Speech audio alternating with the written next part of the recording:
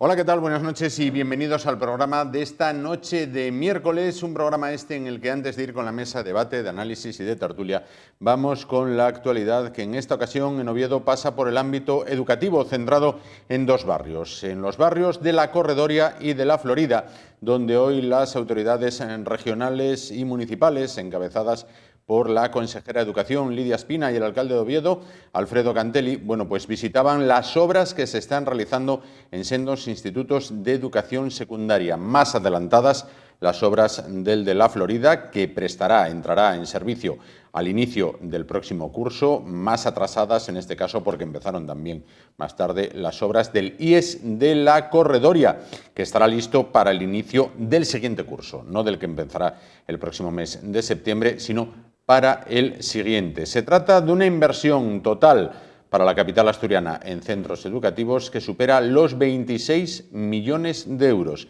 Vamos ya con lo que fue esta jornada de visita en las infraestructuras educativas.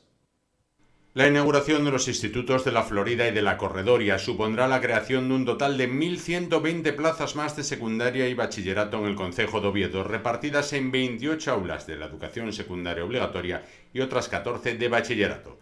Ambos proyectos suman una inversión ligeramente superior a los 26 millones cofinanciada con fondos FEDER. La consejera destacó la importancia de la colaboración entre administraciones para sacar adelante obras de la trascendencia de estos dos institutos. También reconoció el trabajo que hay detrás de ambos proyectos, cuya puesta en marcha coincidió con el estallido de la guerra de Ucrania y la crisis de los materiales, lo que generó importantes dificultades en la tramitación.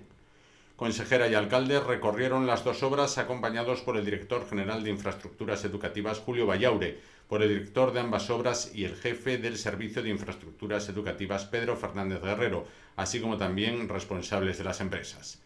El nuevo instituto de La Corredoria, con 24 unidades, 16 de ESO y 8 de bachillerato, es de mayor tamaño de los que se están ejecutando en estos momentos en Asturias. El presupuesto de adjudicación a la Unión de Empresas Temporal, formada por Taller de Urbanismo e Ingeniería S.A. Ogensa y Esfer, asciende a 17,2 millones de euros y su plazo es de 24 meses. Un año después de su inicio, el grado de ejecución es de más del 30%. Cuando esté al máximo de su capacidad será de línea 4, lo que permitirá matricular hasta 640 estudiantes. La previsión es que entre en funcionamiento en el curso 2025-2026. Las obras del Instituto de La Florida han entrado ya en la recta final. Se están realizando los remates de los acabados interiores y exteriores, instalaciones y revestimientos. El proyecto, diseñado por Eduardo Fernández, se adjudicó con un presupuesto inicial de 7,4 millones. La ampliación posterior para atender una serie de necesidades sobrevenidas ha elevado el coste total a 8,1 millones. El volumen certificado hasta febrero ya roza el 92%. La formalización del acta de recepción está prevista para mayo. El edificio, que está construyendo la UTE, integrada por Terra Ingenieros, Construcciones Alea y Proforma Ejecución de Obras, así como Restauraciones SL, está distribuido en dos plantas, además de las superaulas. Al igual que el de La Corredoria, el centro dispondrá de talleres, laboratorios, un atrio, fuego de campamento, gimnasio, área de administración, salón de actos, biblioteca y áreas de descanso. Entendemos que para lo que es Oviedo va a ser algo muy positivo para toda la ciudadanía. Este centro es un centro de vanguardia, al igual que el anterior, como ven. El anterior es 5 hojas verdes y este 4, y están adaptados a las nuevas metodologías. El año pasado, creo que el anterior, ya nos daban un premio por el Instituto de la Fresneda, pues estos incluso son más avanzados todavía, y yo creo que vamos en esa línea de metodologías activas donde los espacios se utilizan como herramienta para educar. Por eso tenemos el patio de campamento, los anfiteatros, las superaulas modulares, que lo que hacen es que el espacio sea una parte más en la que el profesor lo puede utilizar como recurso. Hablamos en total de una inversión entre estas dos obras de 26 millones de euros, es la mayor inversión de la Consejería de Educación, y que luego no terminará aquí, porque lo hablábamos el alcalde y yo, para nosotros, para ambas administraciones, es fundamental también el proyecto de Montecerrao, del Colegio de Educación Especial. Empezará también a final de año, de este mismo año, y antes de que finalice la legislatura lo inauguraremos. Desde que llegué al Ayuntamiento siempre promoví ese entendimiento entre las administraciones, y en este caso con el Principado, claramente, estamos haciendo cosas juntos porque nos llevamos bien. Sí. Yo me llevo bien con quien ayuda a Oviedo. En este caso, gracias a ti, gracias al presidente, porque estas dos dotaciones ayudan a Oviedo a configurar ese futuro por el cual estamos luchando tanto. Estamos con grandes obras nosotros también directamente, estamos con ese Palacio de los Deportes, con la pista de atletismo, que espero que muy pronto esté adjudicada, con el inicio de los proyectos en la Plaza de Toros y con tantas y tantas obras como estamos haciendo en Oviedo. Ese Oviedo del futuro se construye también con estos centros educativos, que es un lujo para Oviedo, estos dos nuevos institutos, el de la Corredoria. La verdad es que yo quedé impresionado del nivel de obras que hay hechas ya. Yo creí que había menos, hacía una temporada que no pasaba por allí, y bueno, está en recta final y yo creo que en breve tiempo vamos a estar inaugurándolo para mayo, por ahí, ¿no? Sí, final de mayo. Finales de mayo. Entonces, gracias por la colaboración del Principado con el Ayuntamiento de Oviedo, que estaremos ahí, que seguiremos trabajando juntos, estamos en Montecerrado también muy unidos también para sacar adelante ese proyecto y que habrá que inventarse alguna cosa más para, en un corto plazo, seguir trabajando por Oviedo. Nos vienen muy bien esos dos polideportivos, tenemos carencia de espacios deportivos y claro que los usaremos. Así que estaremos llamando a la puerta de la consejera muy pronto porque los necesitamos. Cuando esté al máximo de su capacidad será de línea 3, lo que permitirá matricular hasta 480 estudiantes. La inauguración está prevista para el mes de septiembre. La consejera ha adelantado que el centro de primaria que queda adscrito a este instituto es el Colegio Público Juan Rodríguez Muñiz de las Campas y que como el centro aún no está en funcionamiento, la matriculación del alumnado se organizará en ese colegio de primaria. La apertura será progresiva, comenzando con los cursos de primero de la ESO y primero de bachillerato. Se sigue así el mismo modelo utilizado en la Fresneda. Espina ha anunciado que la creación administrativa es inminente y que en paralelo se está gestionando la adquisición de material, la elección del equipo directivo y el resto de trámites ordinarios que conlleva la puesta en marcha de un centro educativo. Estos dos institutos disponen de instalaciones deportivas con dos accesos, uno de ellos desde el centro y otro independiente, lo que permitirá la organización de otros usos públicos. Y después de conocer, pues lo que es una de las pinceladas de actualidad del día, ahora nos vamos a la cabecera y ya nos esperan nuestros invitados para el debate, análisis y tertulia de esta noche.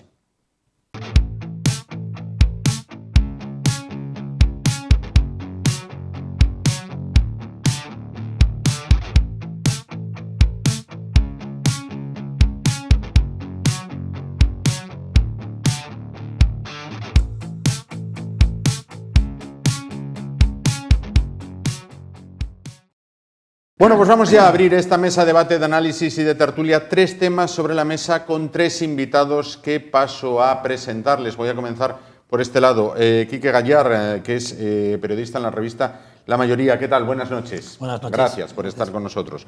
Por este lado, debuta en esta plaza de debate, de análisis y de tertulia, o como diría Javier Neira, en este Senado del Conocimiento, Luis Pérez, que es abogado. ¿Qué tal? Buenas noches. Muy buenas noches. Encantado que esté con nosotros. Y junto a él, pues ya un viejo conocido al cual agradecemos la presencia también en esta mesa. Juan Méjica, ¿qué tal? Buenas noches. Que además da la circunstancia de que fue profesor de Sí. Muy buen profesor. Muy buen profesor, muy buen alumno a la vez, o... me reservo opinión. Hace alusiones a mis tiempos en la Tula. Vale. A mis tiempos en la Tula. Correcto, en este caso. Bueno, pues reencuentro en este caso. Bueno, una vez conocidos nuestros invitados, vamos con los temas que vamos a tratar a priori. Primero vamos a preguntar a nuestros invitados si en España debería estar regulado o debería tener papel, como en Estados Unidos lo hay, con agenda propia y demás, la considerada la primera dama en España. Bueno, ya saben que está la reina doña Leticia, pero claro, ¿qué ocurre con el cónyuge, sea hombre o mujer, del presidente o la presidenta del gobierno en este caso? Bueno, pues todo esto viene a colación de todo lo que está ocurriendo alrededor de la esposa del presidente del gobierno, Pedro Sánchez, que no es otra que Begoña Gómez, con los ecos que también se dan en torno al novio. Aquí, bueno, pues ascendemos un escalón, de la presidenta de la Comunidad de Madrid, Isabel Díaz Ayuso. Después, bueno, pues también les preguntaremos qué valoración nos hacen de esa retirada de la Golden Visa.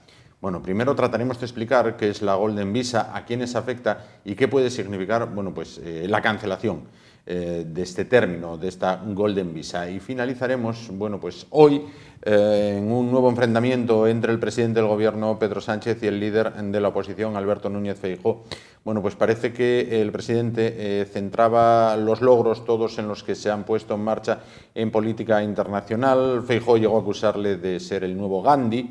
Bueno, pues Pedro Sánchez decía que España está decidida a reconocer al Estado palestino y vamos a pedir también la valoración de nuestros invitados. Con lo cual, vamos a comenzar por donde hay que comenzar todas las cosas, que es siempre por el principio. Y la mujer del presidente del gobierno, además de ser honrada, tiene que parecerlo. La frase ya prácticamente estaba hecha, pero debe de tener un papel regulado, como en Estados Unidos lo tiene la primera dama. Puede comenzar el que quiera.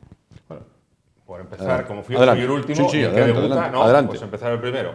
Vamos a ver, yo creo que regular tanto las cosas, pues para mí es contraproducente. Lo que debe de haber es sentido común, ¿no? Sentido común, todos más o menos sabemos el papel que ocupan las primeras damas en el resto de países de nuestro entorno, países civilizados, lo que hacen unos y lo que hacen otros. Entonces, yo creo que hasta el punto de regularlo, no, pero todos sabemos hasta dónde podemos llegar como ciudadanos, sea presidente del gobierno o sea quien sea, ¿no? Tenga el cargo que ocupe. Es más, cuando tienes un esposo o una esposa que ocupa un cargo de relevancia, entiendo que debes de tener, si cabe, más celo en tu forma de actuar, Correcto. ¿no? Dicho lo cual, pues yo entiendo que no habría por qué regular ninguna cuestión de ese tipo. Ya está la normativa penal en un momento dado cuando la cosa se agrava para tomar cartas en el asunto, y otro tipo de normativa e incompatibilidades que en función de cómo actúe determinado sujeto pues puede tener unas u otras consecuencias.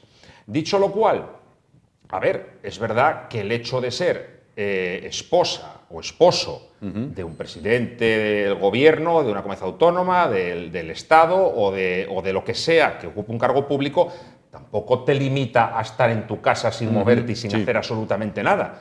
Vuelvo a repetir, usemos el sentido común, usemos el sentido común, actuemos con diligencia y, dicho lo cual, todo el mundo podrá pues, desarrollar su vida como considere en el ámbito empresarial o en otros ámbitos. Si bien es cierto que en este punto yo entiendo que sí debería en este caso concreto que estamos hablando, debería de tener un carácter pues quizás más protocolario o más asistencial de alguna manera a lo que es toda la estructura de presidencia del gobierno del cónyuge del presidente, sea señor o sea señora, en este caso. Y por tanto, el tema de las actividades empresariales o de otro tipo que se hagan deben de hacerse con muchísima cautela para evitar suspicacias y para evitar que la gente pues, con la que está cayendo se cabree mucho, ¿no? Yo es un poco lo que me parece como reflexión a priori. Vamos con Juan y con Quique. Adelante. No, a ver, un poco en la línea de él. Yo en esto creo que hay que ser lo más neutral posible desde el punto, o sea, los cónyuges o parejas de cargos, digamos, importantes del Estado, yo creo que bueno, tienen que tener su vida privada, su carrera, su figura aparte y bueno, como decía, el regulado un poco por la ley y tal, que no haya corrupciones, que no haya aprovechamientos del cargo o estas historias, pero bueno, ya hay una normativa legal para regular esas cuestiones, ¿no? Entonces yo no creo que es necesario ampliarlo más en ese sentido, ¿vale? Entonces, bueno, no creo que aporte gran cosa la cuestión de adoptar un régimen jurídico un poco como el que tiene Estados Unidos o las repúblicas presidenciales y estas historias, ¿no? Yo creo que tal y como está me parece suficiente. Juan. Bueno, yo distinguiría dos cosas. Una, desde el punto de vista protocolario, que sí existe toda una normativa protocolaria, y otra, el que nos establece la propia ley de contratos del sector público. Concretamente a un funcionario, pues no solamente a él, sino incluso a su cónyuge, pues tiene ciertas limitaciones. Y lo digo personalmente, yo que he sido jefe de los servicios jurídicos y vocal asesor del Ministerio de Sanidad y el Ministerio de Justicia, pues concretamente cuando mi mujer, que es autónoma, pues no podría realizar ciertas actividades que estuviesen vinculadas con la administración, precisamente por esa vinculación. Más debería ser entonces alguien que está en la esfera política en una alta posición. Por eso digo que depende de en qué ámbito nos movamos, en el protocolario o en el de los negocios. Claro, depende también de la profesión del cónyuge. Si es Carmen Romero, que era profesora, pues en principio se presume que no tiene otros negocios ajenos a lo que es la enseñanza, la educación, y por tanto es totalmente compatible, e incluso muy bien que se compatibilice, ¿no? Que así lo hizo. Ahora, si te dedicas a otro tipo de actividades que pueden, por ejemplo, de tipo empresarial, que pueden tener tangencia concretamente con seguro con alguna de las actividades que realizas, sea un presidente o un ministro, pues entonces posiblemente haya que adoptar más cautelas. Claro. En este caso, ¿alguien se ha pasado de frenada? O, bueno, vamos a considerar siempre como base la presunción de inocencia. Además, bueno, tenemos 2 abogados con nosotros, con lo cual esto que quede por delante de toda duda, vaya por delante de toda duda, considerando siempre la presunción de inocencia. Pero aquí se está un poco incumpliendo la frase esa de Julio César, de la mujer del César, además de honrada, tiene que parecerlo. A ver, bueno, claro, es que la situación, al hilo de lo que comentamos ya, pasa que la sociedad está cansada, la gente está cansada de lo que aparentemente también la prensa nos muestra de una determinada manera, porque habría que ver exactamente qué es lo que pasó, cómo se desarrolló y efectivamente qué sucedió ahí, ¿no? O qué nos quieren hacer ver desde un lado o de otro. Pero la gente sí que está cansada en este país que sucedan, pues, cuestiones que estéticamente, por lo menos estéticamente, no están a la altura de lo que se espera de esas personas que las realizan, ¿no? Entonces, quizás por ese cansancio que hay generalizado, pues este tipo de cuestiones a la gente la enfadan en demasía. Eso unido a igual la falta de información o que no hay una información que está sesgada, vamos, de alguna manera, que no está totalmente claro lo que sucedió, pues pasa que estemos ahora mismo en esta situación. Bien es cierto que a mí, o a cualquier otro de los que estamos aquí seguro, si nos imputan determinadas cuestiones que pueden en un momento dado pues, ser delictivas, si realmente hay base para ello, pues actuaríamos en los tribunales. Y de momento parece ser que nadie actúa en los tribunales en relación a esto. Entonces, bueno, parece presumirse que esa inacción pues pueda dar lugar a que realmente ocurriesen de esa forma los acontecimientos. Pero, repito, yo creo que se debe a una falta de una información sesgada, por decirlo de alguna manera, y al cansancio que tenemos pues, todos de ver a veces esta impunidad con la que se mueven en determinadas esferas, ¿no? Juan, Quique. No hay ninguna duda que a los medios sí que les gusta concretamente que los temas se desproporcionen y salgan de madre, ¿no? Entonces, lo que decía Luis, a veces entre la apariencia y la ética, o yo diría la moral, pues, a veces hay trechos que son muy cortos o muy largos, ¿no? Regularlo. Entiendo que concretamente que, por ejemplo, la reina o el consorte del rey o de la reina, quien sea, pues sí que tenga concretamente establecido algún tipo de reglamentación, en primer lugar ya el protocolo, ¿no? Pero en segundo lugar que tenga un estatuto, algún estatuto propio, ¿no? A partir de ahí, bueno, como digo, entra el sentido común y entra también otras leyes, como podría ser en este caso la del contrato del sector público, pero claro, el contrato del sector público, pues a la mujer actual del presidente Sánchez, pues no creo que, digamos, le alcance, porque, ¿no? Entonces, bueno, es un tema, yo creo que tampoco nos debe llevar a establecer rigores ni cosas por el estilo, sino más bien lo que también se apuntaba, la prudencia, que decía Séneca o decía Aristóteles, que debe reinar o debe gobernar concretamente la actuación del buen gobernante. Sí, comprendo. Claro, es que hay una discusión también un poco relacionada con esto, que es hasta qué punto lo que es la política o la peripolítica, en el caso de que haya pues, escándalos o corrupciones o delitos de algún tipo o presuntos delitos, pues debe haber inmediatamente ya algún tipo de sanción, aunque sea, por ejemplo, interna de los propios partidos. Eso es una cosa que en la última década se puso muy de moda, en los códigos éticos y de historias. Yo ahí, en ese aspecto, soy un poquitín talibán, y yo creo que hay que ir a garantías, y si no hay condena, no hay dimisiones, no hay tal. Creo que es una cultura política tóxica que ha dado lugar a la UFARE en este país y a hundir a figuras políticas pues, por escándalos de estos de supuesta corrupción y tal. Y creo que es un peligro para la democracia. Entonces, creo que habría que cambiar el operativo a la cultura política en ese sentido. Si no hay condena, no hay dimisión ni nada. Choca frontalmente con lo que se propuso hace años, creo, si no me falla la memoria, que fue el grupo de Ciudadanos quien dijo, en el momento que alguien esté imputado, debe dimitir. A mí, y hablo desde un punto de vista personal, eso me parecía una auténtica barbaridad. A mí mañana pueden imputarme por algo, no tengo por qué dimitir. Ya no existe el concepto de imputado. Imputado. De investigado. Es decir, que simplemente que se te investigue, que se te abran unas diligencias. Oiga, eso no puede dar lugar...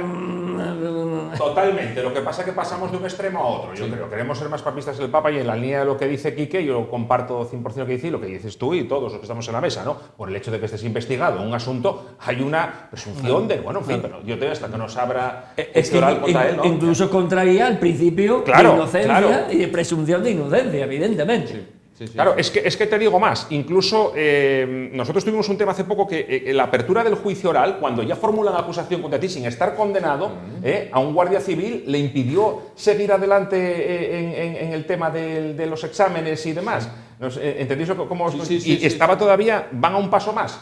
Esperan la investigación a que se abra juicio oral contra él, porque se supone que ya en ese momento hay un poco más de base, pero todavía no se celebró el juicio. Todavía no había como tal. en marcha. Exactamente. Madre mía. Entonces son contrarios a aquel término de si eres investigado ya tienes que dimitir. No, yo soy contrario. Yo soy contrario. Me parece una barbaridad y un error grave que se ha cometido, especialmente por parte de la izquierda, que es la que más ha entrado a promover esta historia. Sobre todo en estos temas de violencia de género, donde a veces puede resultar muy fácil, que se te señale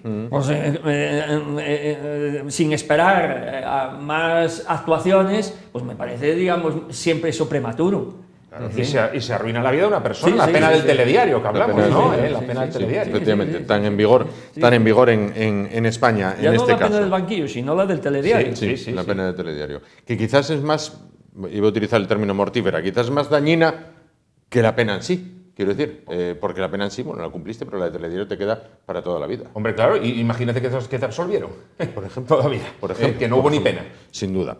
Bueno, hay acción y reacción, por una parte u otra, es decir, esto se ha tomado como arma política y ha habido acción y reacción. Después de conocer lo de Begoña Gómez, se conocía por unos trámites, parece que no del todo claros, lo del novio de Isabel Díaz Ayuso. Ha habido pues una venganza política. Kik.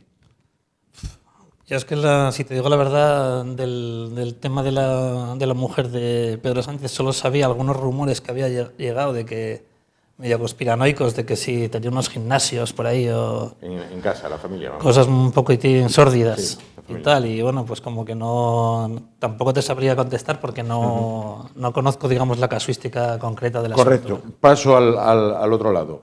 Lo del novio de Isabel Díaz Ayuso responde a lo de la mujer del presidente.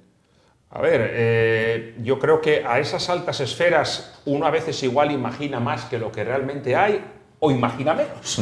Puede ser. No se sabe, ¿no?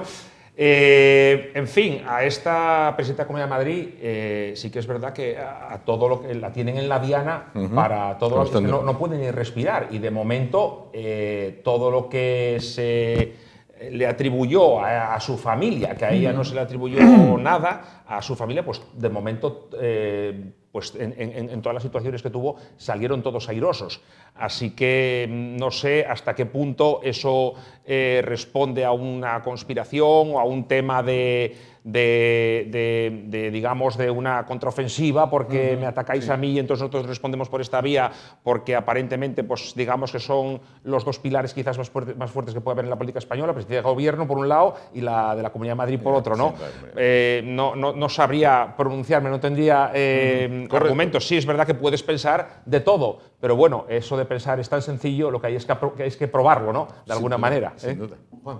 Yo, en relación con allegados, asimilados, y toda una catarata de situaciones, yo no entro a valorarlas habida cuenta que a mí lo que me importa es si usted es cónyuge, si usted concretamente es pareja de hecho registrada como tal en el registro de uniones de hecho, porque los demás son pues todas, como digo, toda esa cantidad, fíjate que yo explico el derecho civil y digo, antes existía, diríamos, una situación que era la de la persona individual, pero ahora existe en relación con la persona toda una serie de situaciones, unidades de familiares, unidades de convivencia. Por tanto, yo no sé qué posición ocupa esta persona en relación con la presidenta Ayuso, porque mañana a lo mejor no es ninguna. Por tanto, yo creo que mientras no exista un vínculo que comporte responsabilidades por ambas partes, ¿no? Como puede ser una sociedad de gananciales, pues para mí pues es alguien que está ahí, pero que no tiene por qué proyectar sus responsabilidades o cualquier otro efecto precisamente en alguien que no tiene un vínculo jurídico. Claro, comprendo. Bueno, vamos a pasar al segundo de los temas, que es la Golden Visa. Bueno, pues se ha retirado. Vamos primero a tratar de definir, con la ayuda de nuestros invitados, ¿cómo podemos definir qué es Golden Visa? Bueno, es una autorización extraordinaria por inversión en el país de origen que facilita un permiso por residencia y una serie de, digamos, de beneficios de efectos de seguridad social y de educación a las personas que tienen el acceso por esa inversión que digo. Y bueno, en Ciudadanos de Sudamérica estuvo bastante de moda, por decirlo de alguna manera, en el barrio de Salamanca, porque era donde invertían, donde compraban las viviendas esas tan caras, exactamente. También creo que hay, hablo de memoria, ciudadanos rusos que también se beneficiaron en un número importante y ciudadanos de China, ¿no? Yo creo que es una situación que en un momento dado se instauró de cara a atraer inversión, que toda la inversión que se traiga a este país y a cualquier otro es buena, genera que se mueva el negocio y yo me parece que es una medida buena y con la que yo estoy a favor. De hecho, hasta me parece que fue Comisiones Obreras el que dijo que que era una cuestión para tratar de poner de hacer una cortina de humo de alguna manera por los problemas reales que están sucediendo y que no iba a implicar para nada el hecho de que se quiten las Golden Visa ahora para que la gente pues compre en el barrio de Salamanca a un precio asequible, ¿no? Porque los precios de allí no son asequibles, yo creo. Por lo menos para mí no lo son en años, ¿no? Ni para mí tampoco. A un precio asequible esas viviendas, porque las viviendas pues valen lo que valen, es un sitio pues está muy revalorizado y yo entiendo que si no es a través de Golden Visa habrá otros inversores que las compren y demás y que eso no va a facilitar para nada el acceso a la vivienda y que es demagogia barata desde mi punto de vista. Juan y Quique, ¿están de acuerdo con la retirada de la Golden Visa? Vamos a ver, en Inglaterra, en Reino Unido, se ha utilizado el tema de la inversión para la concesión de la nacionalidad. El ejemplo más típico, concretamente, a un egipcio que es el dueño de los famosos almacenes Harrods, ¿no? Lo cual significa que los países, no solamente desde el punto de vista económico, por inversiones, sino por otras razones, sino ¿qué sentido tiene que tú naturalices a alguien simplemente porque salta 5 o 6 metros con una pértiga? O canta no sé de qué manera. Es decir, dentro de las facultades discrecionales en materia de nacionalidad que tienen los estados, en este sentido, además es competencia exclusivamente del Consejo de Ministros, del Ministro de Justicia, es, por ejemplo, conceder la nacionalidad pues, a un deportista, a un cantante, pocas veces a científicos, curiosamente, que deberíamos promover mucho, sobre todo entre los hindúes, que son grandes científicos, ¿no? O los chinos o los japoneses, como los norteamericanos, que han nacionalizado a muchos precisamente y han sido muy importantes para los premios Nobel americanos, entre otros Severo Ochoa, que lo nacionalizaron un norteamericano. Lo cual significa que, a mi entender, estas medidas o mecanismos pueden ser válidas. Pueden ser válidas siempre y cuando contribuyan a la mejora del país, sea desde el punto de vista económico, desde el punto de vista científico, desde el punto de vista artístico, desde el punto de vista deportivo. Correcto. ¿Es contrario a la retirada?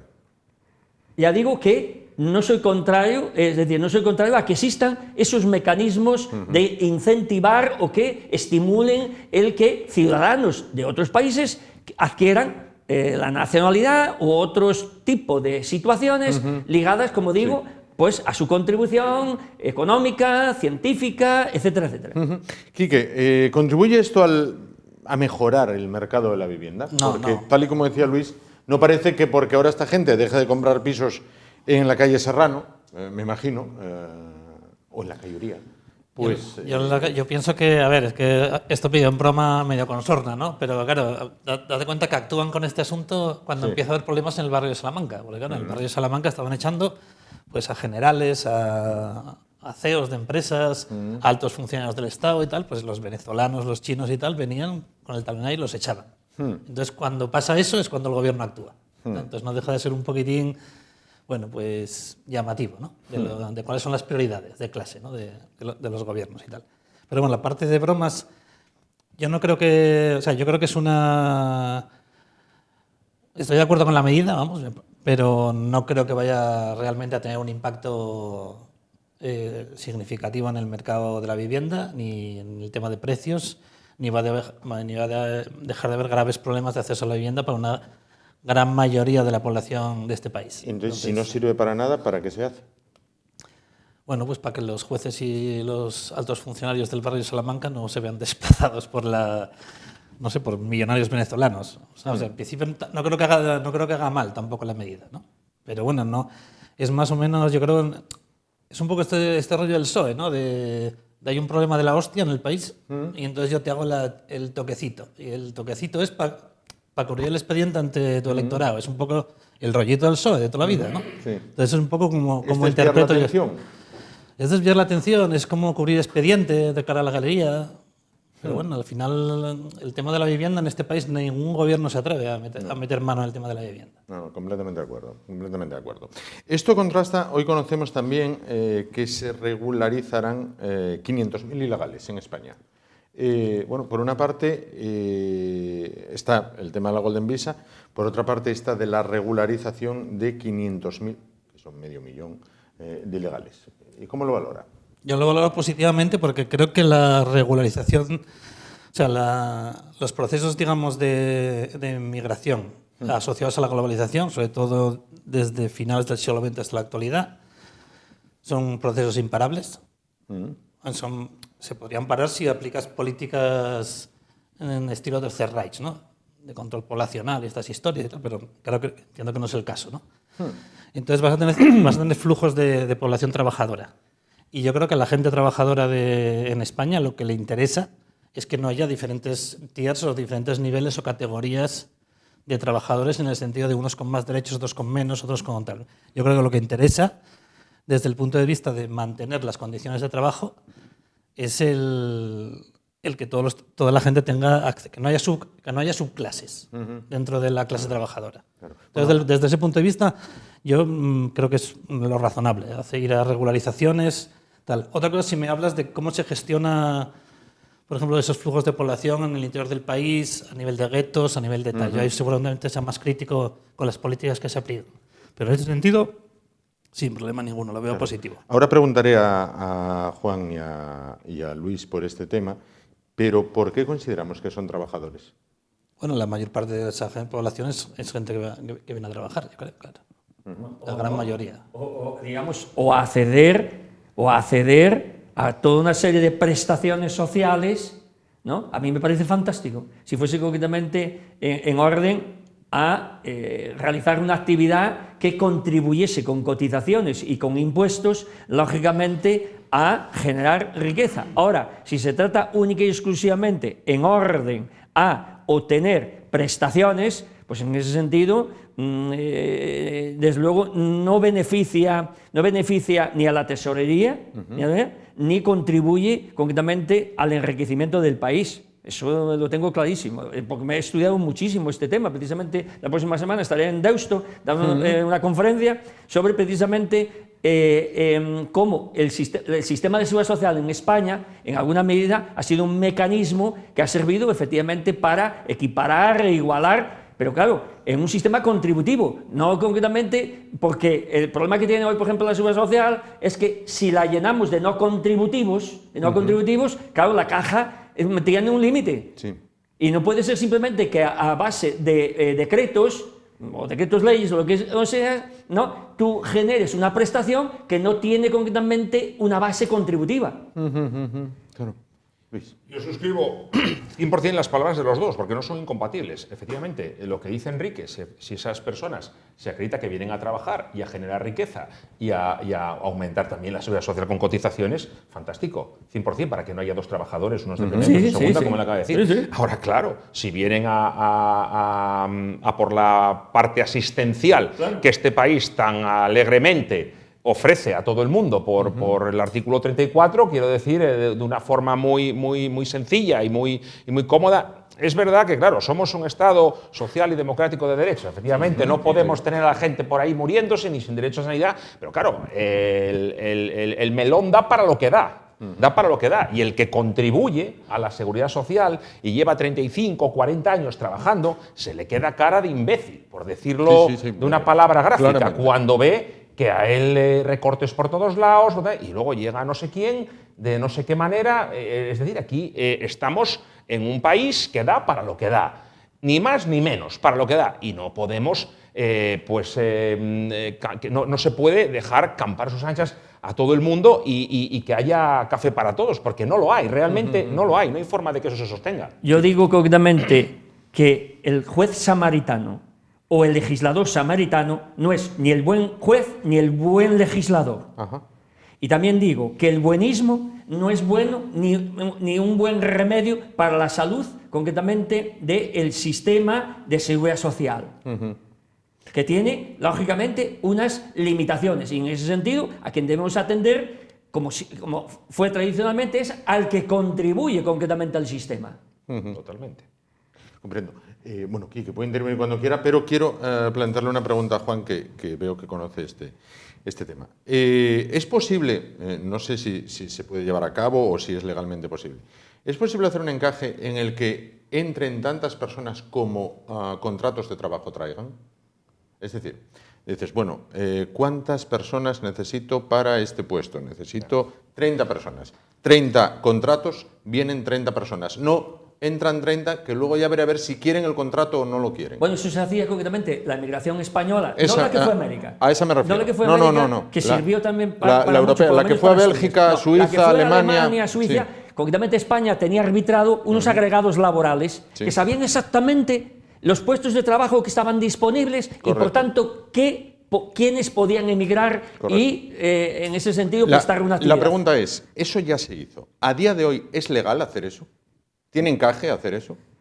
Eso se hacía, quiero decir, eso hasta la democracia, quiero decir, en el sistema franquista, desde luego eso operó, funcionó muy bien, las agregadurías laborales, ¿no?, que existían abiertas en Frankfurt, en Zúrich, y desde luego el trabajador español iba con un contrato, sabía perfectamente, diríamos, a dónde iba. No...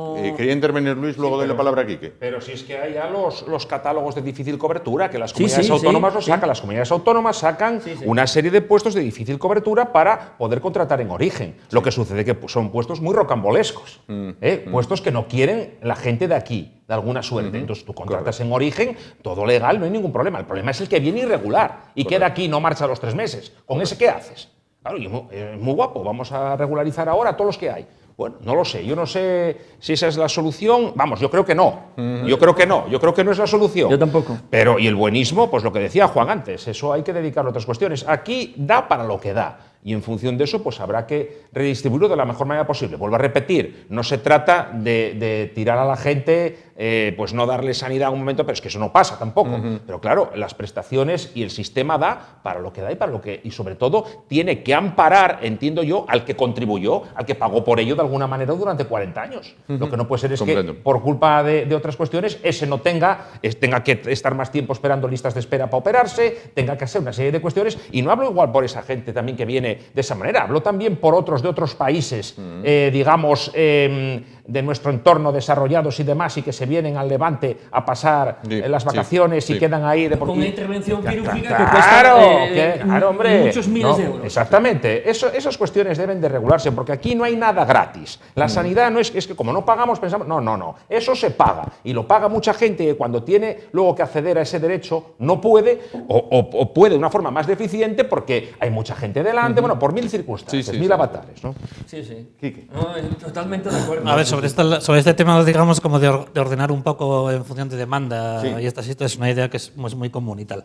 Yo ahí únicamente señalar que, claro, la idea parece buena, pero luego la aplicación de esas políticas, cuidado, porque la relación comercial que tiene España, y yo creo que todos los países desarrollados, pues con países que eran antiguas colonias o son países en vías de desarrollo que son emisores netos de población trabajadora hacia el norte, muchas veces el que nuestras empresas, nuestras multinacionales puedan estar operando en África, en Senegal, en Níger, en no sé dónde, Sí.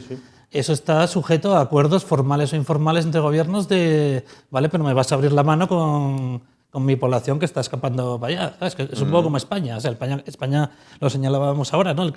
El franquismo, un factor económico de desarrollo durante el franquismo fue las remesas que había de los 4 millones de trabajadores que habían en el tal. O sea, y ahora hay países africanos y de Latinoamérica que están en esa situación. Entonces, es un toma y daca. Es decir, Sí, pero quiero decirte, y en esto Juan, creo que es una autoridad en este tema y puede rebatírmelo o confirmármelo. Cuando se produce esa inmigración masiva a Bélgica, a Suiza, a Alemania, iban con contrato de trabajo, no iban a ver qué pasa y cobro 400 euros por llegar allí. A ver, no sé en qué porcentaje. Mi padre fue migrante en Alemania, en Bélgica, en Estados Unidos, en Francia, en Argentina, y no iba con contrato de trabajo. Iba para allá. En Alemania en Argentina sí. Había un familiar o un amigo que tal, de vente para Alemania, Pepe, y ibas para allá y ahí te buscabas la vida. Pues ahí, y encontrabas trabajo. Había un control, porque estaban las agregadurías laborales que funcionaron hasta los años 80 más o menos, y esas agregadurías laborales tenían un control de los trabajadores y toda una serie de... Pero la cultura del esfuerzo y del trabajo, yo creo que en aquellos años también era distinta. Casi nadie, yo por lo menos, la gente que conoces, y yo creo que todos los que estamos en la mesa, todos fueron a trabajar, todos vinieron, muchos iban con una mano delante y otra detrás, vinieron y compraron aquí 2 pisos, uno lo dedicaban a pensión, había mucha costumbre, todos vinieron con algo a trabajar, no se estaban allí tocando las narices, ¿no? Y la sensación, por lo menos, que percibimos aquí, de muchos, no de todos, hay gente como en todos lados, buena y que merece todos los respetos y todas las ayudas posibles. Pero luego también la inmigración descontrolada trae descontrol en general, a todos los niveles, y eso no beneficia a la sociedad. Claro, aquí nosotros es verdad que estamos muy cómodos en España, en Europa, y tenemos que saber, claro, pasaron una serie de años de las colonias que decían que también aquellos países quedaron como quedaron. Nosotros tenemos, pues no sé si responsabilidad, pero sí tenemos algo que ver en todo eso que sucedió de alguna manera, ¿no? Y bueno, y esas cuestiones que decía también Enrique, ¿no? De las multinacionales que se colocan en otros países y hay a cambio pues que pasar un poco por alto determinadas políticas de inmigración, no lo sé. Hay muchas cuestiones ahí que valorar, pero la inmigración descontrolada, desde luego, no es buena para nadie. No es buena para nadie. Yo creo que flaco favor nos hacen los gobiernos con este tipo de medidas. Total, mira, yo tengo la oportunidad de estar en juicios, en muchos juicios, donde se plantean los temas de los ingresos mínimos vitales, de todas estas historias. Y quedo perplejo, a veces como gente muy joven, accede concretamente a unos, además entran en juego precisamente cantidades y cuantías, que lo ves, ¿no?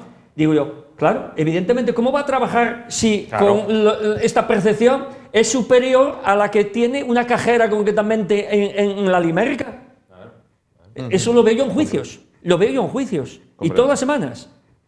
Bueno, bien, así está. Entonces esa migración, yo digo, en realidad, ¿con qué están contribuyendo a la riqueza de mi país? Claro. Son simplemente meros perceptores. ¿Ese sería el problema a solucionar? Yo insisto en separar 2 cuestiones. Una cosa es la regularización, que tiene aspectos beneficiosos para el conjunto de la clase trabajadora. El hecho de 500.000 permisos de trabajo, residencia y tal, vale. A gente que ya está aquí. Eso es una cosa, y otra cosa es que haya procesos de lumpenización de determinados sectores sociales que puedan tener origen extranjero, de lo que venga de unos países, de otros, de las culturas, de Francia estas tiene un historias. problema, Son dos discusiones diferentes. Sí, pero por ejemplo, ¿se corre el riesgo de que pase como Francia? Francia tiene un problema. Francia tiene un problema que es inmensamente superior al nuestro. A ver, yo siempre me pregunto por eso yo separo el tema de los flujos de migración y luego la gestión interna de estas cuestiones. O sea, si tú, por lo que sea, ¿no? Por las políticas, por ejemplo, urbanas que haya, o la propia dinámica del mercado de la vivienda, Sí. pues una persona viene aquí a trabajar y viene con 2.000 euros en el bolsillo. Y aquí se encuentra que esos 2.000 euros en mes y medio de estar aquí en Madrid, por ejemplo, desaparecen. Claro. Pues ¿cuánta gente habrá de esa que posiblemente venga con una gana enorme de trabajar y ganarse la vida con su sudor, pero puede acabar metida en redes de lumpenización? O sea, es que con los procesos migratorios ha pasado siempre eso. O sea, todas las mafias, muchas veces la historia de la mafia siciliana en Estados Unidos, ¿no? Sí, sí. Bueno, pues, entonces, ¿hasta qué punto hay determinados mecanismos sociales que tenemos internos en el país? Y señalo, por ejemplo, la dinámica del mercado de la vivienda en este país, que hay 3 o 4 burbujas acumuladas.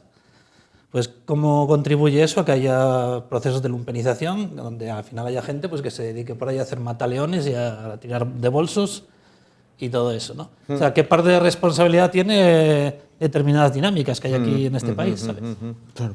Sí, perdón. Yo creo que al hilo de lo que comentabas, no es la situación de Francia la misma que la de aquí. Es decir, la inmigración francesa es mucha inmigración islámica. Es un choque de trenes cultural a todos los niveles. La inmigración de aquí, en su mayoría, es latinoamericana. Depende.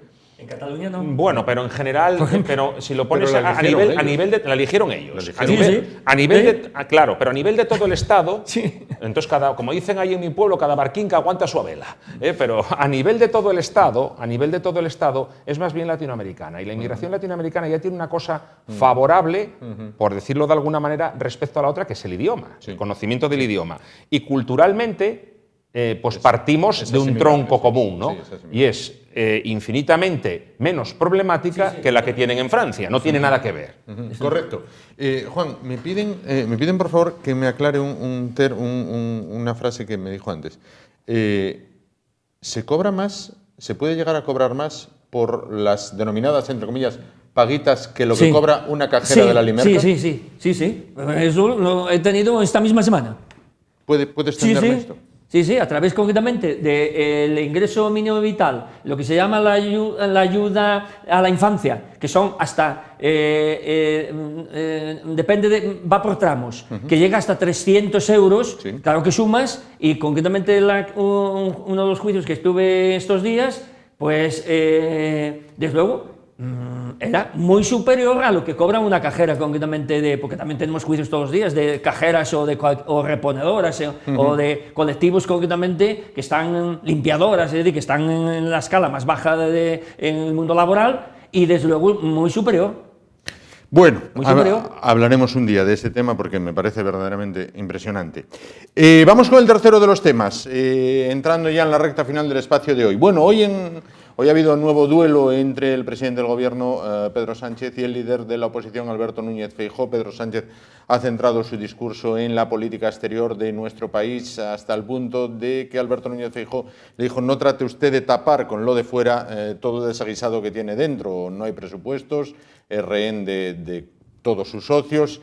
Se va usted pareciendo a Gandhi en este caso. Bueno, Pedro Sánchez, dentro de las medidas que dijo, dice que España está decididamente a favor de impulsar el reconocimiento al Estado palestino, en este caso. Bueno, ¿qué les parece a los tres invitados de esta noche ese reconocimiento al Estado palestino? Voy a comenzar por Quique. Si antes comenzaba por Juan y por Luis, comienza por Quique. Quique, reconocimiento al Estado palestino. Me parece bien, lo que pasa es que ya llega bastante tarde esta cuestión y llega tan tarde que todavía igual no hay ni palestinos que reconocer, ¿no? Para que monten un Estado a este paso y tal, ¿no? Entonces, bueno, creo que es algo que puede contribuir a la pacificación del conflicto allí. O sea, todo lo que son las políticas que se aplicaron un poco con Sudáfrica, ¿no? De boicot, de limitarles, de que tengan problemas en las relaciones internacionales con respecto a la política colonial que están aplicando ellos en su Lebensraum, que es lo que ellos, Israel, un poco el planteamiento que tiene. Bueno, Israel y Lebensraum mucho no concuerdan. Bueno, es una política... Ellos tienen la política más Es decir, parecida al Tercer Reich, ¿no? Esto es como cuando Ellos dicen están- esto es como cuando dicen que Ucrania tiene un gobierno nazi y el Bueno, presidente es judío. es el espacio vital. A ver, Israel es una Bueno. cosa muy interesante porque es un experimento de las políticas que muchos de los países, hay muchos países que van a tener que aplicar políticas similares o pueden sentirse tentados a aplicar políticas similares ante problemas globales importantes que estamos teniendo, como es el retroceso en la globalización, el corte de las relaciones comerciales, la política de bloques y el cambio climático. Y eso puede llevar a que haya países que se vean tentados de decir, yo tengo que asegurar mi territorio en torno a tal. Eso es lo que está haciendo Israel. Y es como lo justifican, su seguridad, ¿no? Interna, económica, militar, todo esto. Pero lo que vamos, que yo creo que la cuestión del reconocimiento del Estado de Israel me parece que es una cosa que puede ayudar, De Palestina. eso de Palestina, puede ayudar en este contexto, pues al alto el fuego, a meter presión, todo eso, ¿vale? Lo que pasa es que... ¿Ayuda a liberar rehenes?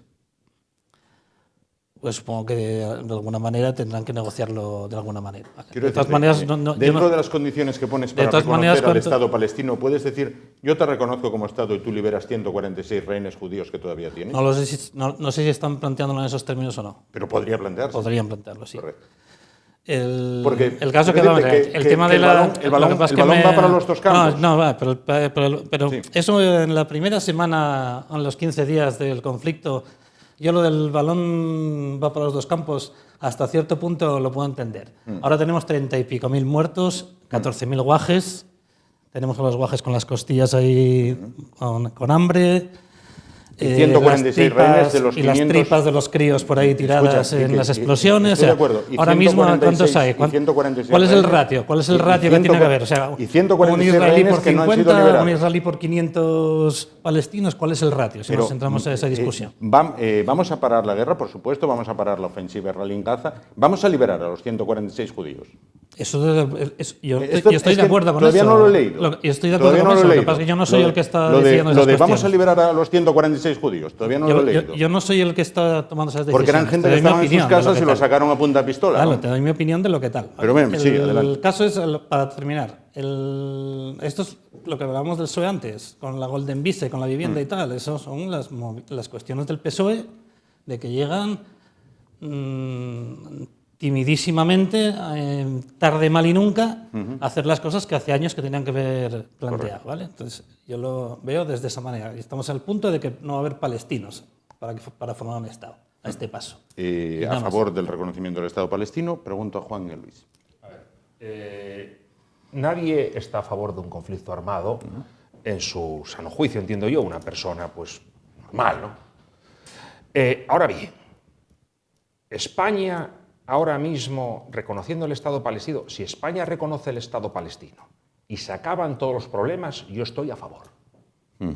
Pero como eso no va a ser, eso es una entelequia, eso que acabo de contar, pues ¿en qué se mete España ahora mismo en la situación que hay con todo lo que tenemos entre manos cuando los países de nuestro entorno de un nivel económico superior al nuestro y por tanto de un poder político también superior al nuestro, socios nuestros, están callando, no dicen absolutamente nada? ¿Qué se nos perdió a nosotros ahí ahora mismo en ese conflicto?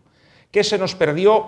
Es decir, hasta el punto de que yo entiendo al hilo de lo que tú comentabas, ¿no? De si se van a liberar o no esos rehenes, pero es que al margen tampoco, yo creo que no nos toca a nosotros ahora mismo tomar partido en ninguna cuestión de ese tipo de política internacional cuando tampoco tenemos un peso importante como país para cambiar el rumbo de la situación. Esto es un brindis al sol, una ocurrencia, desde mi punto de vista, una ocurrencia, pues como tantas otras, para desviar la atención de lo que realmente interesa y de lo que importa en este país. Claro que sería bueno que no haya ningún tipo de problema, que acabe la guerra en Palestina, que nos da pena y dolor ver los telediarios, que acabe la guerra en Ucrania, pero ¿qué nos vamos a liar con China y con Rusia ahora? que son los que tienen reconocido, bueno, aquí bebemos Coca-Cola y vamos al McDonald's, no seamos hipócritas, aquí todos vivimos de una cultura, somos fruto de una cultura determinada, nos guste o no nos guste. Ahora, si queremos ser más papistas que el Papa o de algún modo excéntricos, de alguna manera, o queremos, no lo sé, pintar más de lo que pintamos y vender a la población, a los ciudadanos, este tipo de cuestiones, bueno, pues para eso, una cuestión estética, una cuestión pues que puede dar bastante juego en los periódicos y demás, bien. Ahora, a efectos prácticos y que eso vaya a repercutir de alguna suerte en beneficio de este país y en beneficios más de los palestinos, de alguna vez sí, porque sería otro más que lo reconoció. A ver, vamos a esperar qué hacen los países de nuestro entorno, repito, que económicamente y políticamente pues tienen más importancia, vamos a esos niveles, vamos a esperar qué hacen, vamos a tener cautela y vamos a tomar la decisión oportuna en el momento que toque, no por aventadas, que no digo que esto no se haya pensado y demás, pero hombre, yo creo que es una situación de mucho calado, yo creo que la más compleja de las que tratamos hoy aquí, para alegremente decir lo que nos parezca bien. Otra cosa distinta es que la pregunta se formule, ¿le parece bien a la mesa la masacre que se está cometiendo en Palestina? No le parecerá bien a nadie eso. A nadie, repito, a mí me parece fatal. Y la de Ucrania, y la de que ocurre en tantos otros sitios, y que la gente se muera de hambre en África también. Tampoco abogo por eso, porque no puede ser de otra manera. Pero de ahí a tomar otras medidas que nos pueden perjudicar, yo iría con mucha cautela y esperaría por lo menos a que otros gobiernos se pronunciasen. Una vez que se pronunciasen, ya vemos que el americano está diciendo que el otro decrete de alto el fuego. Vamos a ver qué pasa, vamos a ir... No, nosotros los primeros, venga. No, vamos a esperar un poco, ir más pausados y a ver qué sucede. Vamos con Juan. Yo parto de otro presupuesto muy parecido al de Luis, pero también con otros vectores. Tenemos incluso problema interno aquí, Cataluña, sí. País Vasco, sí. Con temas de reconocimiento. Y queremos meternos concretamente en un carril, liderar un carril que ya sabemos a dónde llevaron las políticas de Zapatero. Ya sabemos a dónde llevaron. Sí. Entonces, para mí, pronunciamientos así son mera retórica, que sobre algunos podrá tener efectos, pero sobre otros, cuando realmente aplicas lo que decía Ortega, ¿no? El conocimiento desde distintas perspectivas, pues no va a llevar a la pacificación el que España lo reconozca para nada, ojalá, sobre todo en un problema como este caso tan particular, porque es particular, como puede ser el de los kurdos o algún otro colectivo, ¿no? Es particular, crónico. Y usted pretende simplemente con una declaración, diríamos, no sé a qué nivel, ¿no? Crear, porque en definitiva eso significa que tampoco lo creas un Estado, porque eso necesita también la aceptación por parte de la comunidad internacional. Es decir, que puede haber un país que lidere. Hombre, si lo lidera Estados Unidos, pues evidentemente siempre es más fácil que otros se apunten. Ahora, que lo lidere España, no creo concretamente que la ONU vaya a dar ese paso sin tener precisamente los pesos pesados que lo reconozcan, ¿no? Por tanto, a mi entender, queda como mera retórica y como mero pronunciamiento hacia la galería, nada más. ¿Es entonces un brindis al sol? No creo que es un brindis al sol, lo que pasa es que llega tarde desde mi punto de vista. O sea, pues hoy empieza un país, mañana llega otro y cuantas más relaciones puede ser, o cuantas más relaciones bilaterales pueda establecer Palestina, reconocida como un Estado, pues es una posición de mayor fortaleza. Vamos. Desde luego no es una cosa inocua. Otra cosa es que podamos establecer una crítica hacia el PSOE porque esto tenía que haberse hecho hace años. Y además lo llevaban en el programa electoral hace no sé cuántos... Y te pregunto, no como representante, obviamente, del gobierno, pero sí como persona que sabe de este tema. ¿Y con quién tratas este reconocimiento? ¿Con Hamás? ¿O dices que se entregue Hamás con sus armas, haya unas elecciones y después que haya un gobierno democráticamente elegido y que no sea terrorista, lo reconoces. ¿Reconoces un gobierno presidido por Hamás? Pregunto. Reconocerás al gobierno que los palestinos consideren que les representa. Ahora mismo le representa Hamás. No, hay dos. Pues de sí. hecho, hay dos gobiernos. Sí. Porque en una franja hay uno y en la otra franja hay el otro. Ahí está la Autoridad Nacional Palestina y está Hamas en Gaza. Entonces, Bien. bueno, ¿Y a quién reconoces? bueno, eso ya es un segundo problema que verán los diplomáticos cómo lo resuelven. Claro, porque, por ejemplo, Pero vamos, ya te digo que a mí no se me caen los anillos por Pero, por reconocer ejemplo, a Hamas y tal. O sea, todas estas historias. Yo el tema esto de las narrativas y las listas de terroristas y estas historias. Hamás es un grupo terrorista. Eso Bueno, no, creo que no nos está cabe. en una lista que dice las organizaciones que están en esta lista son terroristas. Sí, pero significa lo que significa. quiero La decirte, resistencia francesa estaban en listas quiero de terroristas decirte, de la Gestapo. En las ¿no? listas terroristas aparece Hamás y no la banda de gaitas de San Claudio. Por algo aparecerá. La resistencia Hamás. francesa aparecía. Pero aparecían las listas de terroristas de los nazis. Bueno, eso. Claro. El Tercer Reich, que era un estado importantísimo en Europa. También en y la tal. lista que elabora Hamás aparece Israel como un estado que debe O desaparecer. sea, por eso Es que todo se tiene que comparar O sea, con la- algo la también, cuestión ¿no? es- Pero la estamos cuestión- en un momento la cuestión histórico que es el que es. Lo que yo llamo la falacia de ad terroristum, ¿no? Si lo quieres llamar así, ¿no? Que es decir, alegar que no sé qué terrorismo. Bueno, yo creo que hay que abrir un debate de eso de las listas de organizaciones terroristas, pues son cosas pues relativamente arbitrarias, que cambian además en función de qué país. Hay bloques de países que aceptan unas, otros que no las aceptan. No es una cosa unánime. Entonces yo a lo que quiero llegar con esto es que realmente el argumento este del terrorismo es como no es demasiado sólido desde mi punto de vista. Y luego, por ejemplo, y pregunto a los tres, ¿no? Egipto tiene cerrada prácticamente la frontera de Rafah. Egipto no quiere a los palestinos. Líbano no quiere a los palestinos. O sea, ninguno de los que hay hermanos iba a decir de sangre, los quiere. Y tiene que reconocer España. No entiendo. Es decir, sirios, egipcios, libaneses, No es que son... como no son... O sea, no los quieren ni cerca. Es así. Con las implicaciones que pueda tener para España quizás hacer ese reconocimiento, ¿no? A nivel internacional. Eso es un poco nuestros socios y demás. Eso es un poco, yo creo, también lo que hay que poner encima de la mesa, ¿no? Valorar los perjuicios en un momento dado que nos Pero puede ocasionar no podemos, ese reconocimiento. No podemos liderar Claro. lo que fueron las políticas de Zapatero.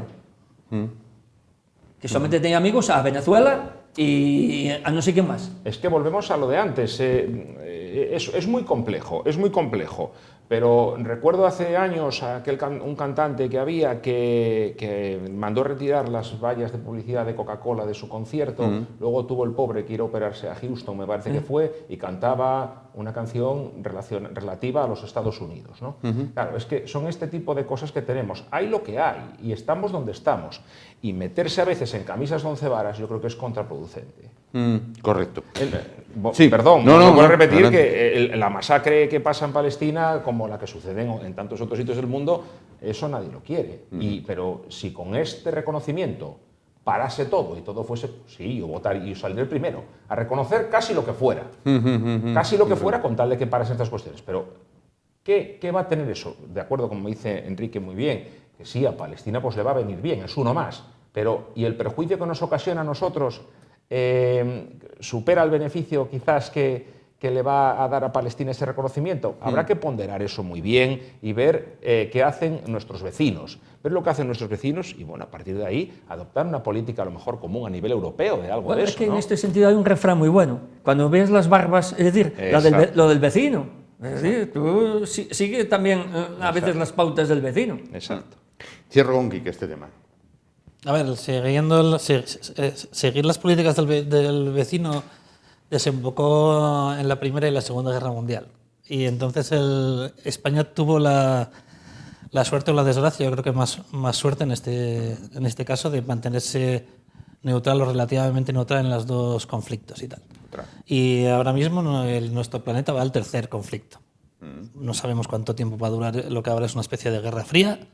No sabemos si eso se va a calentar o no. Pero yo no daría por sentado que el estar pegaditos al culo, por así decirlo, del amigo americano en este momento sea sea una política muy inteligente a largo plazo para España. Creo que tampoco es inteligente pegarse al otro lado. Claro, aliarte con el O sea, hay una discusión que se está negando, yo creo, en la sociedad española por parte de todos los actores políticos y es hasta qué punto nos tenemos que implicar en la Tercera Guerra Mundial o no. Y hasta qué punto España debe fortalecer una política de neutralidad o no. Y eso yo creo que es una discusión que se está negando. Bueno, los fineses y los suecos, tradicionalmente neutrales, han dado un paso. Sí. Lo cual, Bueno, los fineses tradicionalmente neutrales, los fineses participaron en la Segunda Guerra Mundial. No, pero en los Y últimos del, años lado, y del lado malo. no formaban parte de la OTAN No, o es de verdad. otras organizaciones. Es verdad. Hay amigo, pero lo mismo cuando ves las barbas del vecino, pues hay que aprender. Claro. Finalizo el programa trasladándoles una pregunta que introduce el programa sobre el que mañana versará el espacio de la caja negra que conduce Javier Neira, en este caso, porque casi ha salido ahora a colación, ¿no? Mañana el programa que dirige y presenta Javier Neira, la caja negra, la pregunta va a ser si verían positivo la puesta en marcha de nuevo del servicio militar obligatorio, como están planteando países como Dinamarca y Alemania, donde, bueno, pues parece que de nuevo van a ser llamados a filas los jóvenes y las jóvenes, en este caso, ¿no? Bueno, parece que las políticas de igualdad funcionan y ahora todos van a ser iguales y todos van a tener que marcar el paso y la instrucción, en este caso. Comienzo por Juan. ¿Sería favorable de una vuelta al servicio militar? Vamos a ver. Yo creo que para ciertas generaciones, por lo menos por ejemplo la de mi padre, ¿no? En su día, el servicio militar les resultó útil en muchos sentidos. Unos porque eran analfabetos, es decir, concretamente buena parte de lo que era los llamados a filas pues procedían del mundo agrario, como era la sociedad española antes de los años 60-70, ¿no? Y en ese sentido les permitió conocer otra realidad fuera de su pueblo.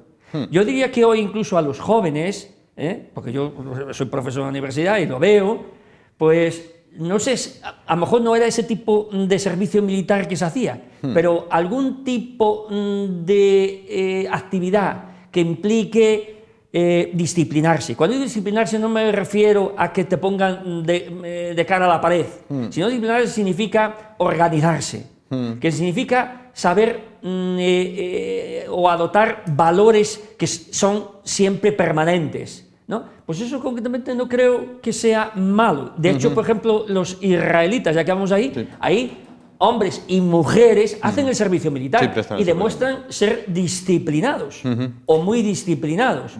Voy con esa pregunta, Luis. Sí, a mayor abundamiento, suscribiendo todo lo que acaba de decir Juan, también entiendo que hay que establecer las cuestiones en función de las situaciones vitales que estemos viviendo, ¿no? Y dado el ambiente que hay ahora mismo, que como dijo Enrique, pues, y comparto lo que acaba de decir, no es nada pacífico, por decirlo de alguna manera, no está de más que sepamos defendernos también, que sepamos algo de instrucción militar de cara a lo que pueda suceder en un momento dado para estar lo más preparados posibles en el supuesto de que haya que iniciar cualquier tipo de acción. Por tanto, sí que entiendo que familiarizarse con el mundo militar y conocer determinadas cuestiones, entendiendo el servicio militar como una cuestión que sirva para tanto lo que tú dijiste como lo que estoy comentando yo ahora, no que sea un año perdido allí haciendo el indio, ¿no? Sí, por entendernos.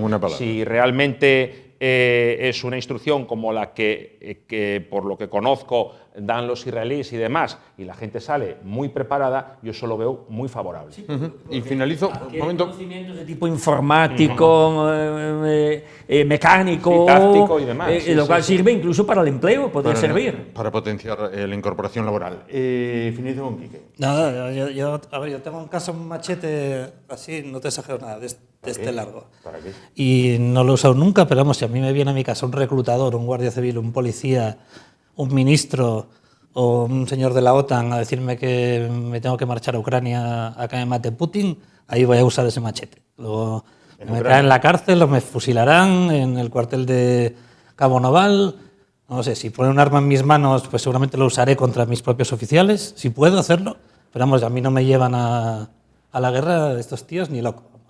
Correcto. Contrario al servicio militar. Obviamente, claro, obviamente. Correcto. Sobre todo mientras manden estos, claro. Otra cosa es que el servicio militar o la doctrina militar del Estado español sea una doctrina pues defensiva, autónoma, al margen de la OTAN, no incrustada en los intereses imperialistas de Estados Unidos. Si es nuestra doctrina militar, pues ahí obviamente todos servimos, ¿no?, a nuestra patria. Pero si es para servir a los intereses de los americanos, a mí ahí no me van a encontrar. Hay que profundizar ese concepto un día, que me llama la atención ese concepto. Bueno, pues llegamos así al final del programa de hoy. Volvemos el martes, pero antes les emplazo para mañana, jueves, a partir de las 10 de la noche, en la Caja Negra, con Javier Neira. Este tema que tratamos ahora a última hora y tangencialmente, ¿sería posible? ¿Sería positivo una vuelta al servicio militar obligatorio en España, a la mili en España? Bueno, pues gracias por su atención, gracias a nuestros tres invitados, gracias Juan, gracias Luis y bienvenido. Esperemos que repitas.